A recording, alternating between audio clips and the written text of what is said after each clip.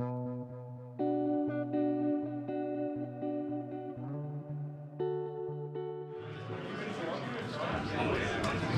everybody. Oh, I got a little bit of an echo there. How's everybody doing today? You guys having fun? You guys enjoying the 25th anniversary of the Midwest Gaming Classic? I know you're going to keep your hand down for this one. How many of you are here for the very first time? Oh, that's a healthy amount. Come on. I think you've been at every single one. Quite a few. Quite a few. Even though I've been to one before. This is my second. Yeah. I was at the, 25 years ago, I think it was in the parking lot in the rain. Yeah. Right? And now look at it. They're expecting, I don't know, tens of thousands of people, the 25th anniversary. It's pretty cool. And now we have a room full of people to hear some great stories from our esteemed panelists. This is one of the... Lower. Wow, sorry, but this is one of the panels that I've been looking forward to moderating for a very, very long time, for a while, leading up to the Midwest Gaming Classic.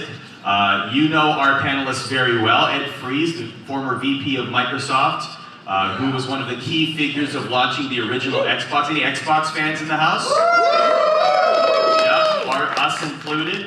And of course, Eugene Jarvis, who created a lot of the video games that we know and we love, and also Raw Thrills, a lot of the games that you currently see in arcade games, whether it's Dave & Buster's or anywhere you go. How about a round of applause for Eugene? That's a healthy round of applause, Eugene. Very healthy, very healthy. So I'd love to, we're gonna get into that 2001 era where you guys had very different roles and you guys were occupying different parts of the video game industry, but I know that a lot of people want to hear early video game stories, so I actually have never asked you this. Like, how did you get into the industry in the first place? I started my career at Hewlett-Packard, and we were working on there's this language called COBOL, which if anybody knows it, they know how horrible it is. It's the worst. Some kind of government designed language. Anyway, I was supposed to write a compiler for that, and I lasted like 3 days. And then Atari gave me a call, because I had interviewed at Atari like 6 months earlier, and they never got back to me, and I just figured they hated me or something. You know, I was like, what year was this? 1976. And I was, and they were even like, I'm so naive, like, I never thought of like calling them to see what happened, you know, just like, they didn't call me. Oh well, that's it. But then they must have got desperate and they called me. And actually it was pinball games, which most of the Atari pinball games didn't catch on fire. And it wasn't my fault. It was hardware. It was a hardware problem. You heard that, right? Of course. Now, obviously, everyone, I even just saw fans coming up to me and being like, oh, I love this game or that game or this game, meant a lot to me. The Cruisin' series was big for me. I go to the arcades and play Cruisin' all the time. But I'd love to, this is going to be a fun exercise. I know this is going to be a whole discombobulation of everything, but just on the count of 3, the game that you love that Eugene made the most. One, just yell it out. 1, 2, 3. Look at that, Cruisin' is healthy amounts. All right, fellow Cruisin' fans, let's go. Okay. Those varying years that we heard there. What's the game that people come up to you about the most? They asked me, what did you do? And I go, I did Defender. And they go, what's that? Oh, come on. Now people remember, Cruisin' was, it's, I don't know if it's a classic, it's 30 years old. Yeah. But that game, this is a fun story, like, Ed will be giving us some Xbox stories. But this, the Cruisin', the idea was, I was totally psyched about this new technology called 3D texture mapping. Yeah. And although it was tremendously expensive at the time, and we worked on, so we had 6 guys, 2 artists, 2 programmers, and 2 hardware guys. And the hardware guys designed a custom chip to render polygons, to texture map polygons. And actually we used quads, because there was actually NVIDIA's first board used quads. Interestingly enough, and that failed miserably. Anyway, the quads were cool in that it was more efficient. You could get bigger surfaces, and it would render a lot faster. The only problem is you get like cracks between the polygons sometimes. That was kind of a bummer. So that was used in the first Cruiser? Yeah, so that was the original Cruiser, and the way we got rid of the cracks is we never erased the screen. So if there had been a crack, chances are it's filled in by something that was very similar, because the frame doesn't change that much, so actually it worked. So. Nice. And of course, we all know Ed Fries was part of Microsoft VP there, helped launch the original Xbox. That was such a crazy time in video games, right? Like, this is now after the whole Nintendo, Sega battle for the 16-bit console. Now we're going into new generations. Like, how did you first get involved with all of that? Well, actually, I got started as a kid in the early 80s programming the Atari 800. Dad bought me an Atari 800, and I just fell in love with the machine. I was in high school, working at a Shakey's Pizza place. And, shout out to Shakey's Pizza. We were getting the early arcade machines in. This was around 1981. Were you playing the piano? I did not play the piano, but that's good. I just started writing games in BASIC and then assembly language. And one of the early games I wrote was a Frogger clone. So I was just like looking in the arcade, what can I write? And I'm like, okay, this looks like the easiest. So I did a Frogger clone. And these guys at this company called Romox, R-O-M-O-X, tracked me down. I put out like on bulletin boards, there was no internet then. Right, I put out a version of my game. They track me down, they show up at Shakey's and they want to hire me. They tracked you down? Yeah, from California, I'm in Seattle. Wow. And they found me, I don't know, it just said buy Eddie Fries on the on the game. Wow. They found me, show up, and they offered me this publishing contract, 5% royalty, no advance. Really? I'm like, great. It wasn't just pizzas? No, that was like a good deal. I know. I mean, that was Bitcoin was a pizza. Yeah, exactly. Somebody had a very expensive pizza. That's a different story. Anyway, so that was kind of my dream to get into the game business, and I worked for Romox for several years as I went into college. And then around end of 83, beginning of 84, they just stopped picking up the phone. It's like... Did they owe you money by any chance? Well, I mean, we all know what happened in 84. I mean, the entire game industry crashed, right? And so... So they did owe you money. Probably. It's definitely the last royalty check I got. Yeah. So I had to get a real job. There was a local company called Microsoft. They were a small company back then, and they hired me as a programmer, and I spent 10 years working on bigger and bigger versions of Excel and Word. And then I finally got to do what I wanted to do, which was get back in the game business. How did you convince them to make an Xbox? And I just couldn't believe it. Like when I got my first Xbox, and you turned it on, it actually turned on, and you could use it right away. We were as surprised as you, believe me. It was like a 3-minute boot up. It was amazing. So let's go to that time frame. So it's 2001. You guys are doing very different things. You're about to launch the Xbox with Microsoft. You're about to launch your own company that you're still doing today. So he's trying to take control. It's good. You're doing a good job. I mean, you can go any way you want. I mean, No. We're here to hear stories. No, keep us on. Okay. So take me into, you're starting Raw Thrills. What made you decide you wanted to start this company? What made you decide you wanted it to be machines that would go on arcades?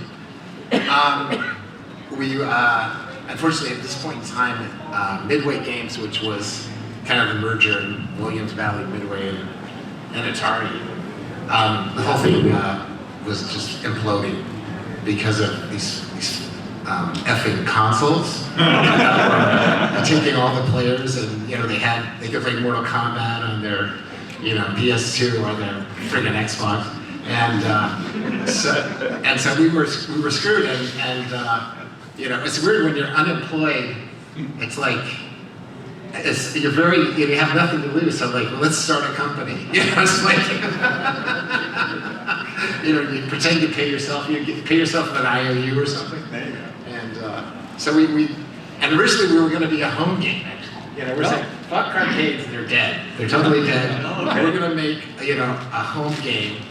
And we thought, we'll make this open, you know, kind of like a Grand Theft Auto kind of thing, where it's open world, and we're doing all this cool stuff, and we had all this cool, like, body damage, and, you know, amazing thing.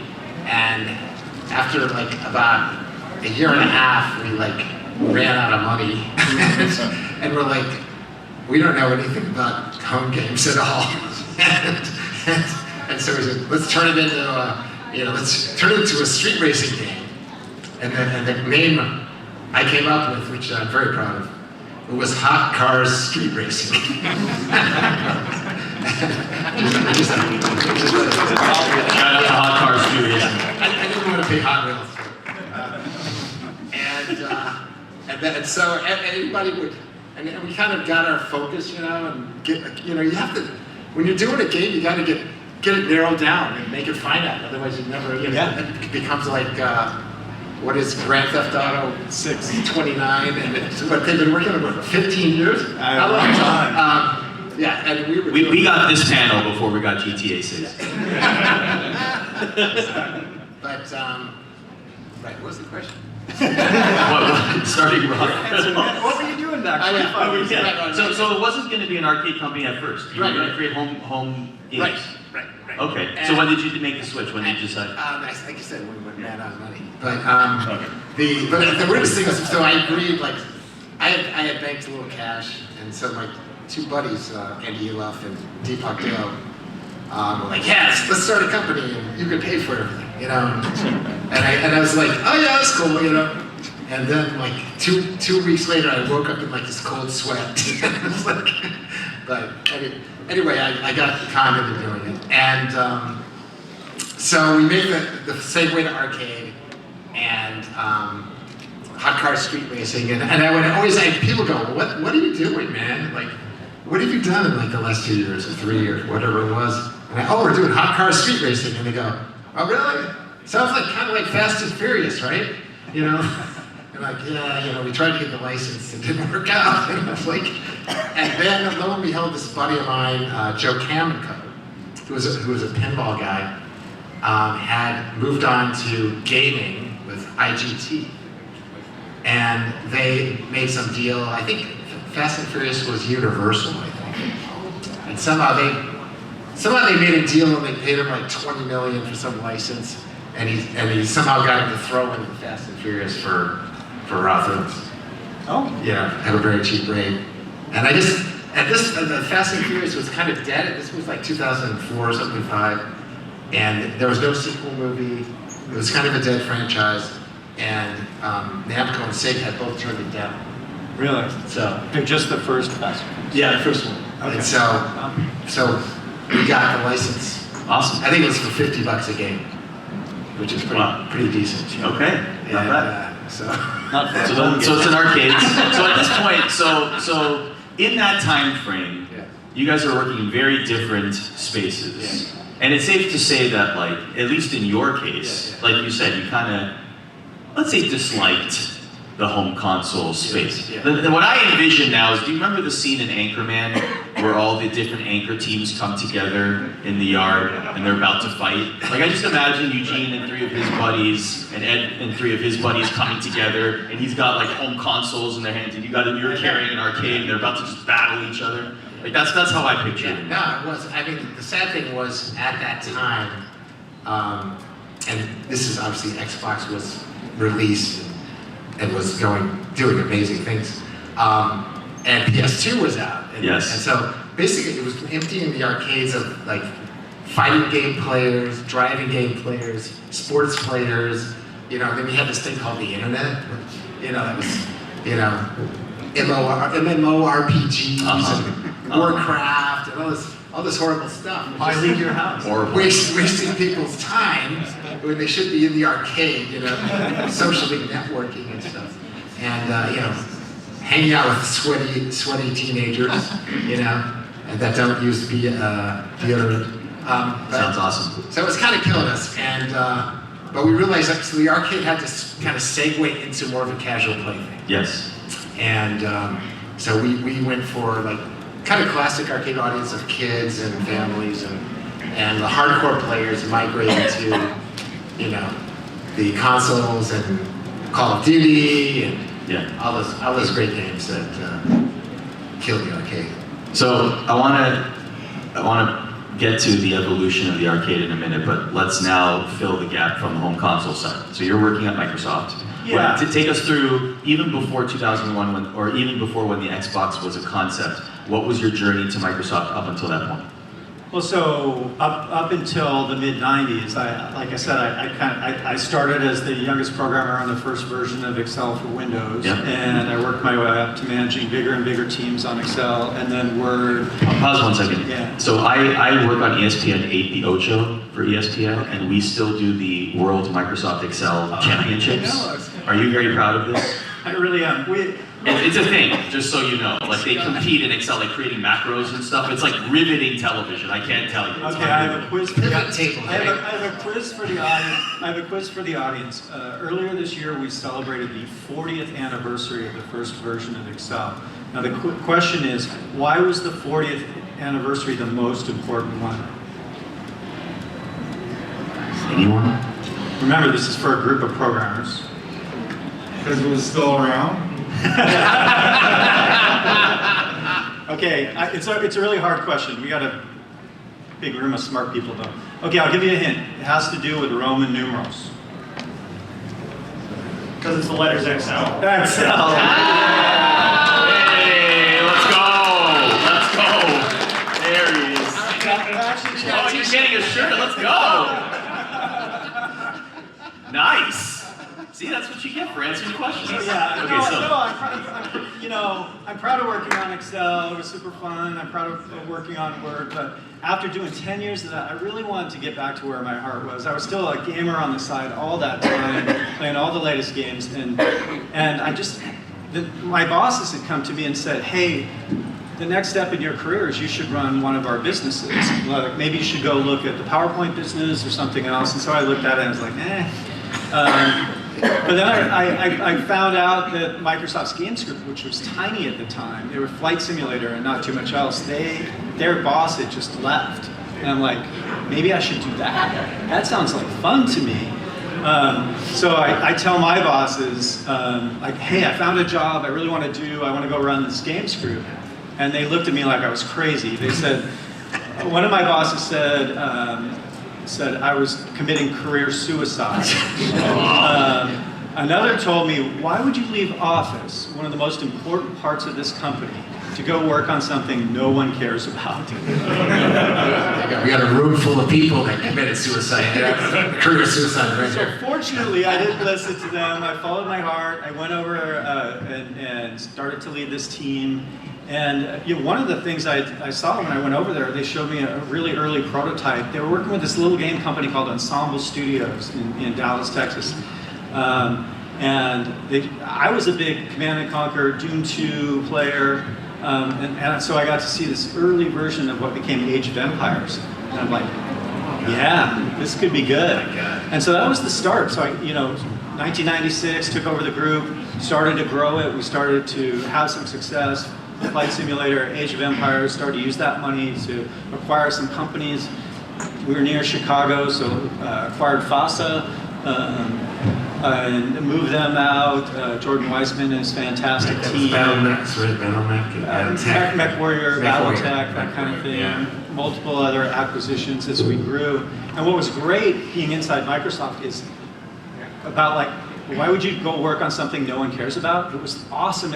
No one cared about what I was doing. So I was like, I'm just out there like building this business and no one's noticing, And so by 2000, we had a pretty good PC gaming business going, and I was starting to like look at console and say, boy, it's getting harder and harder for us to grow on PC, but there's this whole world we haven't even touched yet. Yeah. And it was right about that time that these crazy guys from the DirectX team walked into my office. DirectX is the part of Windows that runs games.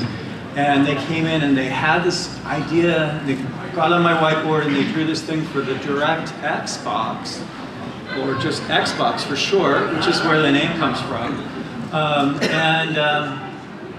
But these were just a few evangelists in the DirectX team. They didn't have a way to like make it happen.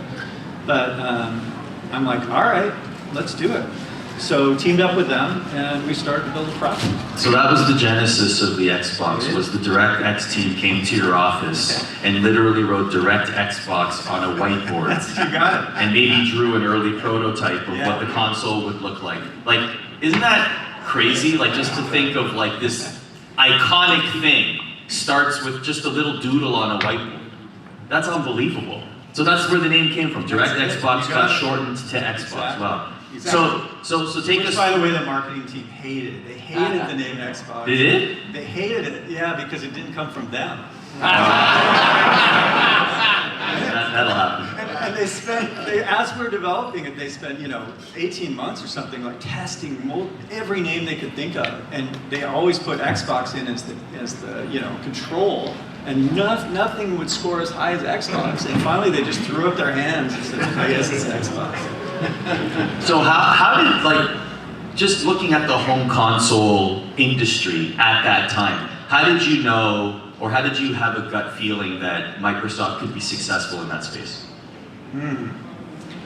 Boy, I don't know. I mean, Microsoft had a lot of money and kind of a lot of belief that we could do whatever we wanted, I would say. But ultimately, it came down to a big meeting with Bill Gates, and this is really well documented. There's a great YouTube video called "The Power of Xbox."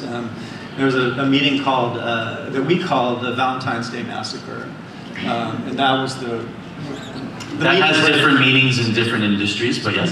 That was the meeting where the Xbox got approved. Okay. Do you want me to tell that story? Please, absolutely. Do you want to hear the story of the Microsoft Valentine's Day Massacre? Great. Okay, so this is Valentine's Day, so February 2000. It's the last chance we've asked Bill to be on stage with us at Game Developers Conference in March of 2000 to announce this, if we're going to do it. And so we have this big meeting, it's all vice presidents in the boardroom of Microsoft. Steve Ballmer's there, Bill Gates is there, well, he's almost there, he's late, but he walks in a few minutes late and he's got our PowerPoint presentation in his hand. And he doesn't look very happy. And he takes it and he throws it down on the table and he says, "This is a leaping insult to everything I've done at this company." That was the start of the meeting. And we were kind of, we had dealt with, a lot of us had dealt with him on Office. We knew he could be a little like that. He could be a little excitable. This meeting, by the way, started at 4 o'clock on Valentine's Day. And we knew why he was mad, because a year ago we had got tentative approval when we said that the machine was going to run Windows. And in this new version, it didn't run Windows anymore. So anyway, so he yells at us, about all the technical things that he didn't like about it, and blah blah blah. And then Steve Ballmer is looking at the math and saying, "You guys are going to lose $1.5 billion on this project." And we're like, "Yeah, that's the plan." And so he's yelling at us, and it goes back and forth, and as soon as Bill gets tired of yelling, then Ballmer starts yelling, and as soon as Ballmer gets done yelling, Bill, and it goes on and on, 4 o'clock, 5 o'clock, 6 o'clock, 7 o'clock. And now we're really in trouble. I mean, sure, we're in trouble at work, but we're also in trouble at home. This is getting serious. Like we missed our dinner reservations. This is bad.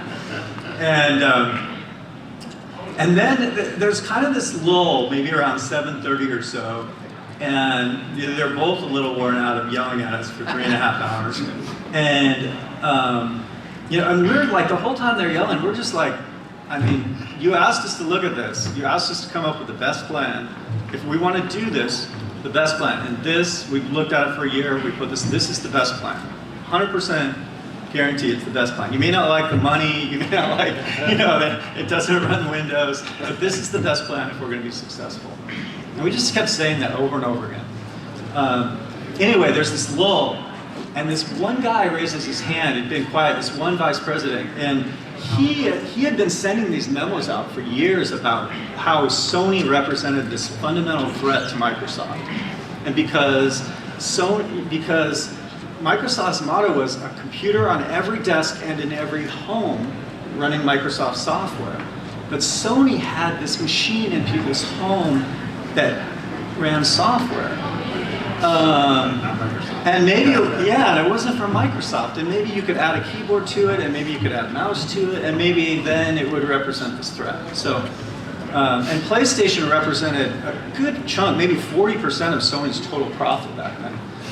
So this guy says that, and actually he doesn't say any of that. All he says is, what about Sony? But everyone in the room knew what he meant when he said, what about Sony? And Bill says, yeah, what about Sony? And he looks over at Ballmer, and Ballmer's like, what about Sony?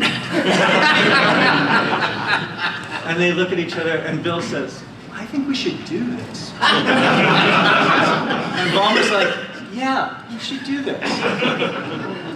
And then they're like, okay, we're going to give you guys everything you asked for. We asked to be in a special building away from the rest of Microsoft so they wouldn't bug us. We wanted $500 million to marketing spend. We wanted all this stuff to be able to execute on this plan. They're like, we're going to give you everything you want. Go, you have our total blessing. Go off, do this thing. It's really important to the company. And that part of the meeting took like 5 minutes. And we walked out, I was stunned. I mean, we walked out and I turned to my boss, Robbie Bach, and I'm like, that's the weirdest meeting I've been in 15 years in this company. And that was the start of Xbox. For those keeping score, by the way, so we have a doodle on a whiteboard, and what about Sony? Just 3 words. And that's basically what I'm getting how the Xbox was signed off on and greenlit. Yeah, the next day we woke up and realized we had less than 18 months to build the hardware, the software, the games to launch this machine. And that was quite scary. So take us through that to the launch. Like, what are some of the things that you remember as the Xbox was getting developed and then finally launched? Shouldn't Eugene talk for a little while? Well, in that moment, Eugene, you're creating your company, and you're, like you said, we're endeavoring to get some. We're endeavoring to get some. What was your reaction to the launch of the Xbox? It was just the final nail in the coffin. I mean, it was like, here was this bloated piece of hardware that, they were losing, I don't know, $200 or $500 every one they sold, and I'm just like, oh my God, these guys this is like the Borg, and they're gonna suck us all up. If we don't assimilate, we're out of here. And, but which is interesting, and then they, back in Chicago, they ended up buying Bungie and the Halo developers, and then they proceeded to suck them all up into the Borg ship in Seattle. And it was just like, are you kidding? This was like Chicago's big hope, to like go into business, the Midwest and everything, and then it was like, oh, they're contracting with, they're going to do Halo and everything. Like, this is so great for the Midwest, We took Flight Simulator out of Chicago. We took FOSSA out of Chicago. Yeah. We took Was Halo the launch title? Great town for It was, yeah. Halo was the launch title. How'd you make that decision that Halo would be the launch title for the game, for the console? I mean, desperation. Yeah, a limited amount of time, and you're like, all right, this is the one. So after the approval of Xbox, we were trying to figure out how the hell we were going to have enough games to launch from first party, and we found there was a great racing game on the Sega Dreamcast, and we're like, Fast and Furious. Okay, we can port that over. That became Project Gotham Racing. We could do that in 18 months. We did a deal with Lorne Lanning.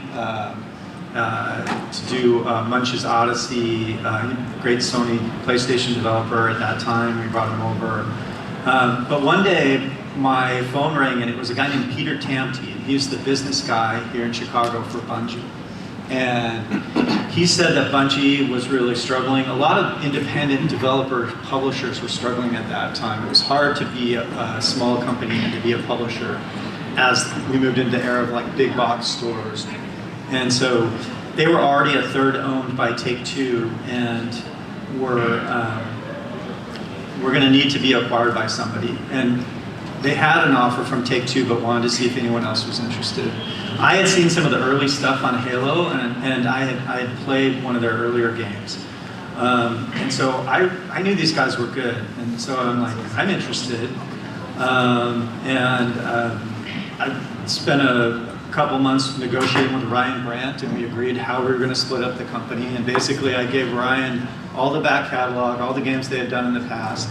I said we'd finish this game they had in development called Oni, that was actually their San Francisco studio, and he could have that. All I wanted was one thing. I just wanted Halo and all the developers. And that was the deal we made. I had a whole big wing of one of our buildings built out for the Bungie team when they showed up. And Microsoft, one of the things that we liked as programmers at that company is everybody had their own private office with the door that's shut. So you could like have a quiet space to work. And so I built out their whole wing like that, typical Microsoft fashion. And they came out to visit, and I proudly walked them all around the new offices, and it was beautiful. And I'm like, what do you think? And they look at me like, we hate it. Why do you hate it? I said, well, we like to be in like one room all together so we can all collaborate, and exchange information quickly. We'd like to have just like cubicles. I'm like, cubicles? That was like the lowest status thing you could have at the company. Like, yeah, we want like cubicles but with low walls. Like, okay, low wall cubicle. All right. So Deal breaker, Phil.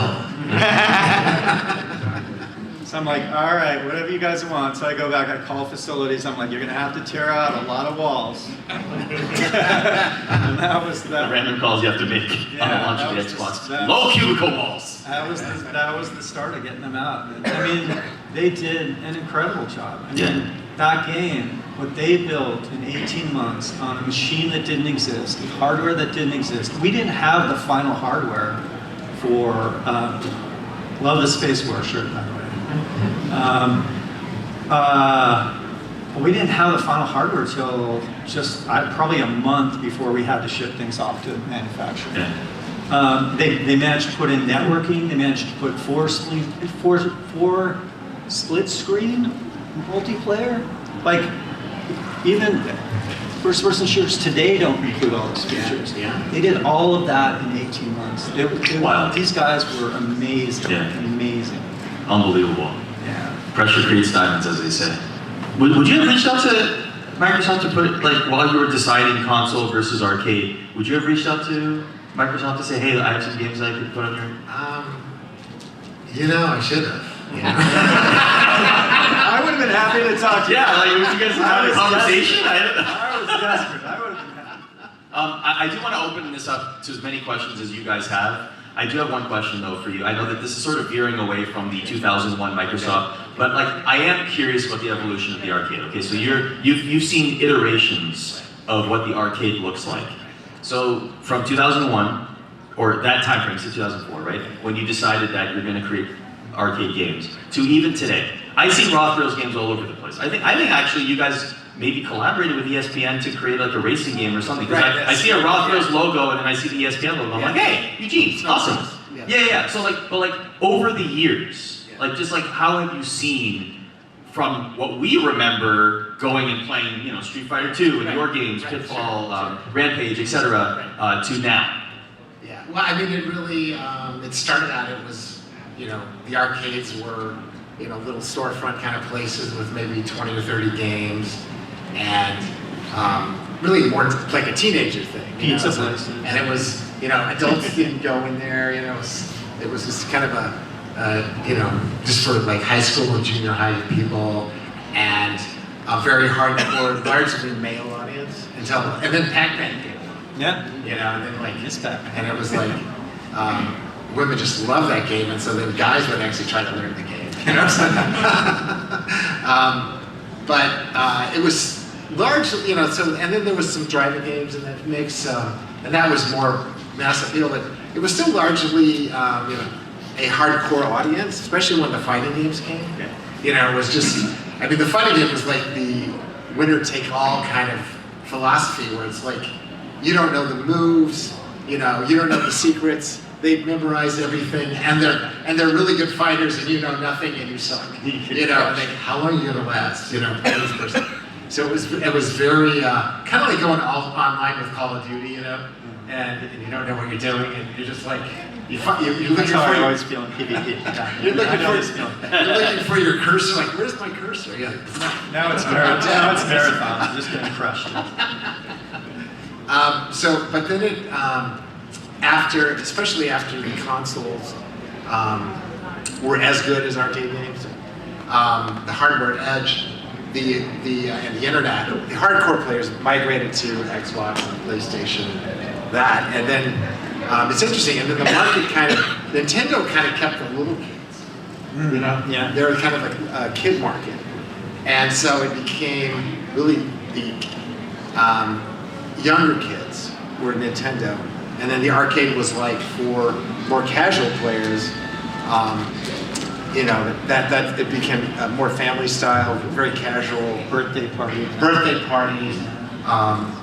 And stuff like that. And it also, because of, again, the consoles, joystick games kind of fell out of favor. It became more things that you couldn't do on a console. Couldn't do it at home. So like something big. Something with a gun, something big. Something just with steering wheel, you know, just giant, you know, and over time it evolved into like this giant. I mean, Yours did. Yeah. Certainly, no, but it was like that was the one thing we could do, you know. And I remember I was in some arcade and I saw this game, Monster Drop, and it was like 15 feet tall and dropped a ball into this disc, you know, spinning disc, and then next to it was the regular one, which was like, you know, this big, and nobody was playing that at all. Same game exactly, and everybody was playing the big game, you know. And I'm just like, wow, you know, just because it's big, it's cool, right? Yeah. And so it's like, let's make like giant Pac-Man and giant Space Invaders, you know. And sure enough, but you had to kind of update the gameplay. It turned out. Yeah.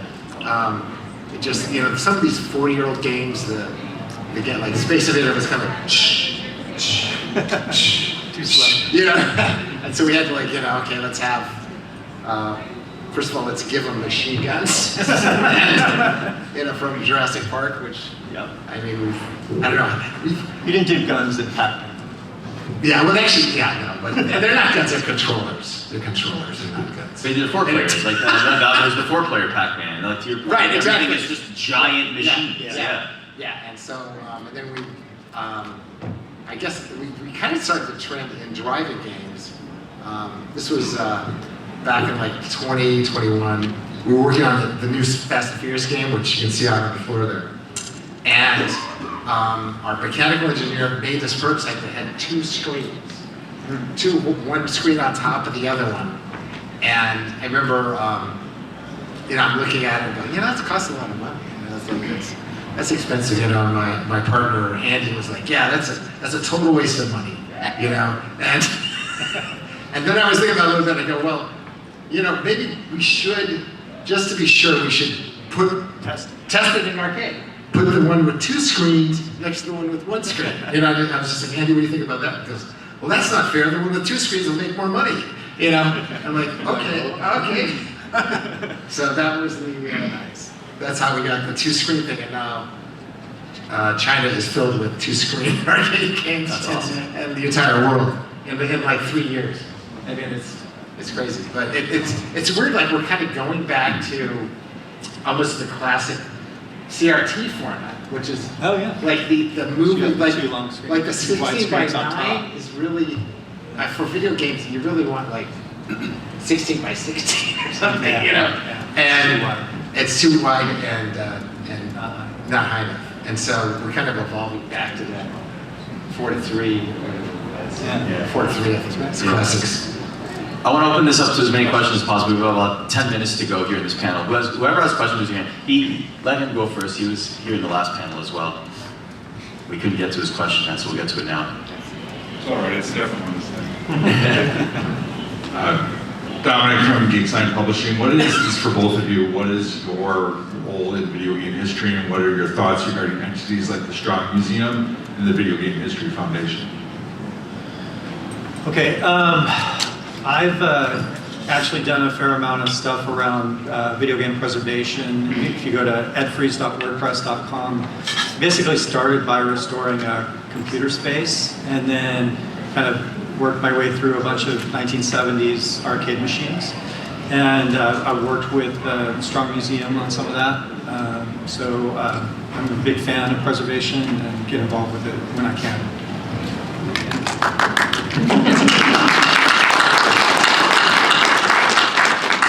Yeah, I love the preservation movement.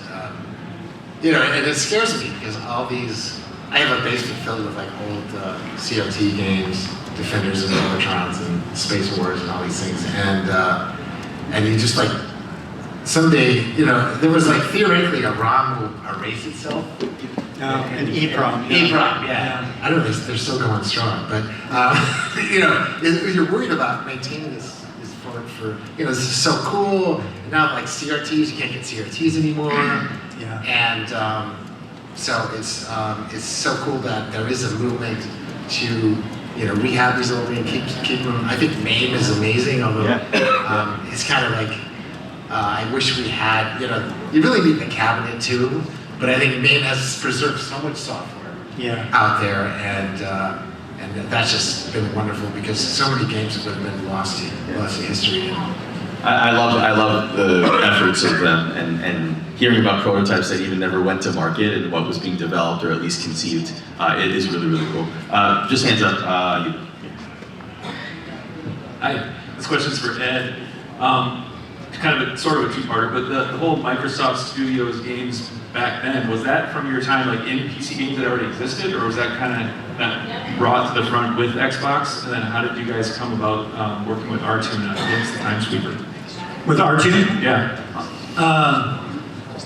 Lynx is, later today I'm going to do a thing on my favorite games, and I was just thinking about Lynx, and I was thinking about a time flying into Fukuoka during a typhoon in Japan, which was kind of exciting.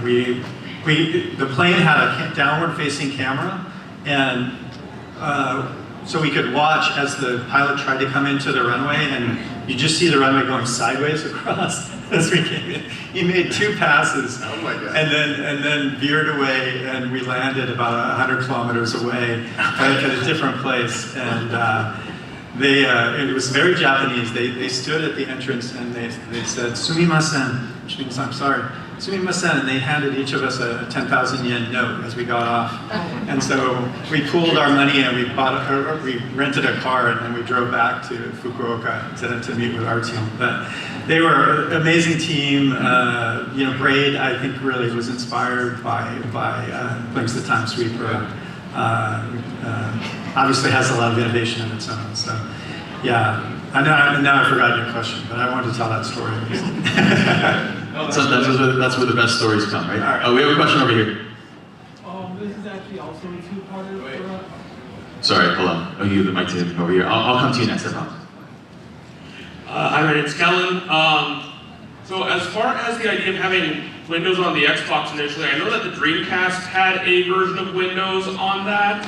Did that anyway play into that, or is that just a completely separate story and coincidence? Yeah, it's a great question. I believe I talked about that in the Xbox documentary. But basically, there were 2 groups that wanted to build a console at the same time. One was the Xbox team, and one was a group that was the Windows CE team that had done that Dreamcast thing. And we actually, a year before the Valentine's Day Massacre, we had another meeting where we had to fight with that other team to try to see who got the right to actually build the console. We won mostly by promising that it was going to run Windows, which explains why Bill was so mad when it no longer did. Yeah. Question here? So Besides Blinks, are there any other Japanese games you got that you have been involved with, Ed, in some way, shape, or form? Yeah, it's funny, when I took over that job, I came over and they told me, there was a team there already running that were building things, and they said, oh, we have a trip to Japan next week. Do you want to tag along? I'm like, yes, I want to go to Japan. I had been to Japan just one time before that to visit a friend of mine. And so we went, that was, like I said, early to mid 1996, ran around, met with Sega, met with Konami, Capcom, for example. We go in and they're showing me this game that's in early development, and it's the zombie game, and it has these fixed camera positions. And I'm looking at it, and they're calling it Biohazard, and I'm looking at it, and I said, this just looks like Alone in the Dark, PC game Alone in the Dark. And they're like, yes, Alone in the Dark, yes. So, I'm like, okay, I know where Resident Evil came from. But yeah, so many trips to Japan, and they had a lot of influence. And we actually did, for example, we did the PC publishing of Metal Gear Solid. So we started working with Japanese developers even before Xbox. Question here? Not so much a question, but speaking of Japanese Xbox, we know why, but why did they get the coolest editions of everything? The skeleton black, the pure white, amazing. Do you have any insight behind that? A lot of that was feedback from them. Obviously, there was a lot of feedback from them on the controller. Yeah. And the controller, we ended up, pretty quickly switching to the Japanese controller worldwide. It was weird. We would go to Japan, and they would give us all this feedback, and we never knew what, because it was all very cryptic. It would be like, a controller should weigh the same in your hands as water. That was actual feedback you got? Actual feedback. And I'm like, okay. And then they'd be like, you cannot call it the Xbox. X means death in Japan. Does it though? You cannot make it black. Black is the color of death. And I'm like, PlayStation's black. But that's literally why it wasn't black. Question here. Do you ever think you should make a giant Robotron? Great question. Hell yeah, man. Hell yeah. Do you know how to program? Looks like you're getting a job, bud. Yeah. Stick around when you get your resume over there. Get your LinkedIn ready. Yeah, oh yeah. One with each stick, right? Oh, yeah, exactly. No, we've thought about that, and we need to do that. And we need some staff. You're gonna have a job interview immediately after this panel. 2 more questions here. Hey, my name's Ben. I have a question for Ed. So I'm going to come out and I'm going to need the audience's lack of judgment, please. I am a sports gamer.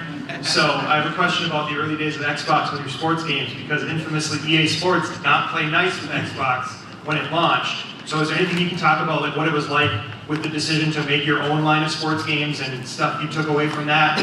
Was it something you learned from?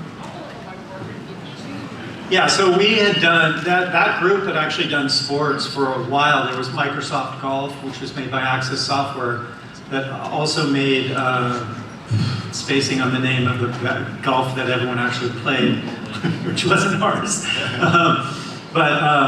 So we worked with Access Software later. They also did a snowboarding game for us, you might remember, and then they did a tennis game after that. I was actually, when I first made that change into the game business, one of the people who really took me under their wing was a guy named Kelly Flock. And Kelly Flock led sports for Sony. And Kelly was this irascible, tell it like he sees it kind of guy. There's some classic famous interviews where, because he was on Sony's side fighting against EA. And so it kind of made sense before we launched Xbox that maybe we could team up together. We could port their Sony titles to PC and use them to fight EA as well. But yeah, so at one point in one interview, he was drinking wine, I think, and Kelly Flock said EA had been promoting this thing they called Liquid AI. And so, and Kelly said Liquid AI is something like running down his leg or something. It was not, it was I know we have some kids in the audience, so I'm editing a little here. But anyway, so yeah, I don't know if that answers your question, but there's some stories around sports. That would be a whole other panel. I'd love to moderate that one too. Last question here. I got a question to ask you, Eugene. Would you ever try to create Defender version number 3 with a different difficulty to make it look more harder? What was the question again? Would you ever make Defender number 3, like Defender 3? Oh, okay. Defender 3. You know, there was actually a game that was kind of Defender 3.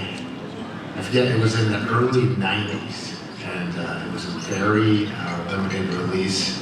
I kind of forget what it was called, but Strike Force. Strike Force. There you go. But you know, it wasn't really a Defender 3. But yeah, I think it's time for Defender 3. I really do. I mean, I would love to. Basically, I'd love to do it on, a giant screen. And basically, one problem is if you have if you make it like with 256 pixels. And the pixels are 16 pixels wide or something. It gets kind of jumpy, on a big display. And so you have to do, you have to have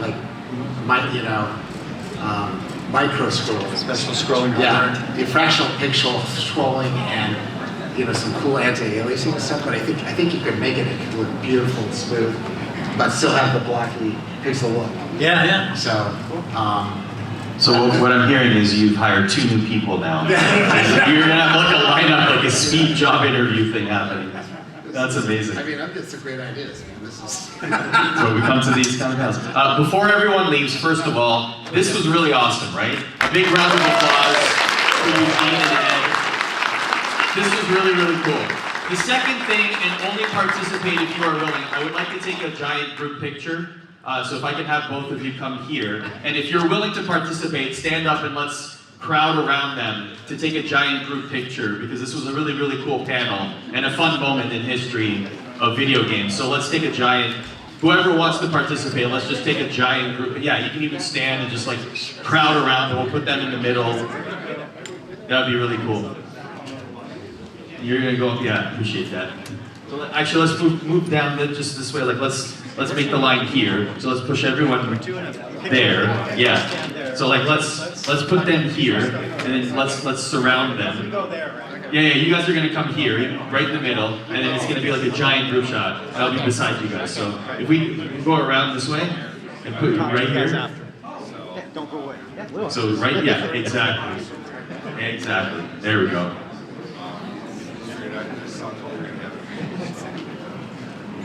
Hey, we gotta hold it. All right, everybody look at the camera. All right. Count of 3. 1. Say Xbox on 3. 1, 2, 3. Good. Excellent. Thank you very much, guys.